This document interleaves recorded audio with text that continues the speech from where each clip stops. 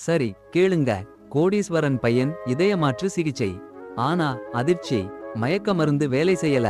Doctor மார்பை மழிக்கிறதையும் பனிக்கட்டி மாதிரி இருந்த அந்த மருந்தை பூசடதையும் அவனுக்கு உணர்ந்துச்சு.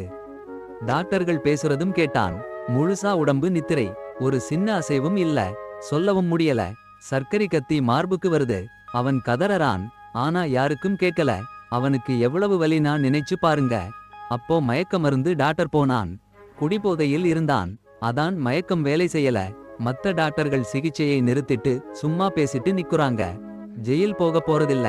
ஜெயில்ல என்ன இருக்கு, இதயத்தை வச்சு முடிச்சிடலாம்னு சொல்றாங்க.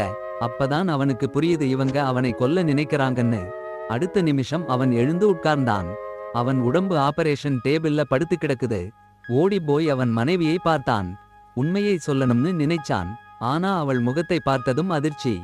அவளுக்கு எல்லாம் தெரியும் போல. டாக்டர் அறைக்கு போனான். அங்க சர்ஜனோட பக்கத்துல அவன் மனைவி புகைப்படம். இது அவள் திட்டம். அவன் பணத்தை கிடைக்கணும்னு. கண்ணீர் கடல்.